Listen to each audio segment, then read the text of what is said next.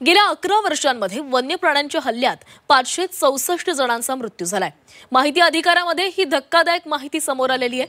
2014 सालापासून ऑक्टोबर 25 पर्यंतची ही आकडेवारी आहे। तर 2023 ते 24 साली 102 जणांचे मृत्यू झाल्याचंही कळतंय। आणि याबाबत आरटीआय कार्यकर्ते अभय कोलारकर आणि वन्यजीव अभ्यासक कुंदन हाते यांच्याशी संवाद साधलेला आहे आमचे प्रतिनिधी अमर काणे यांनी। राज्यात मानव वन्यजीव संघर्ष दिवसेंदिवस तीव्र होत चाललेला आहे। कुठे वाघ तर कुठे बिबट आणि मानव यांच्यामध्ये संघर्षाच्या घटना सातत्याने पुढे होत आहे। नेमक्या गेल्या 10 ते 11 वर्षात किती हल्ले वन्य प्राण्यांकडून झाले आणि किती मृत्यू झाले हे आपण जाणून घेणार आहोत। आणि त्याचबरोबर ज्या काही उपाययोजना सरकारकडून सुचवण्यात येतात त्याबद्दल सुद्धा जाणून घेणार आहोत। आपल्यासोबत आरटीआय कार्यकर्ते अभय कोलारकर जे आणि वन्यजीव अभ्यासक कुंदन हाते जे सुद्धा आहे। सर्वप्रथम जी आकडेवारी वन विभागाकडून आरटीआय मधनं समोर आली आहे, गेल्या 11 वर्षात किती मानवावर हल्ले, किती मृत्यू झाले, काय नेमकी माहिती आली आहे समोर?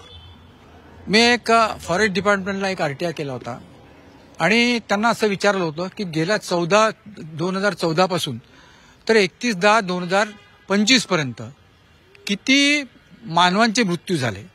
कारण आपल्याला माहित असेल की या जंगलामध्ये आणि जंगलाच्या जवळ हे अनेक संघर्ष होत असतात मानवांमध्ये आणि वन्य प्राण्यांमध्ये।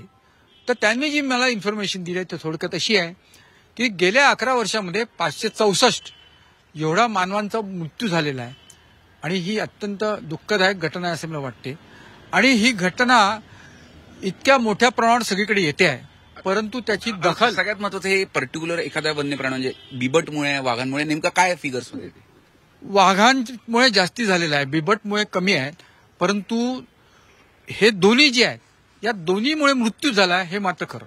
या सगळ्या भागांमध्ये हे वन्य मानवजीव संघर्ष तीव्र होत चाललाय आणि त्या बाबतीतले ही सगळी आकडेवारी आणि त्याबाबत काही सूचना सुद्धा वन्यजीव अभ्यासकांनी दिलेल्या आहे। अतिशय गंभीर असा संपूर्ण विषय आणि सरकार त्याकरता पावलं उचलतच आहे, पण वन्य प्राण्यांच्या बिहेवियरमध्ये झालेले हे काही बदल तेवढेच सूचक दिसून येत आहे। झी मीडियासाठी व्हिडिओ जर्नलिस्ट रत्नशील सातपुतेसह अमर काणे, नागपूर।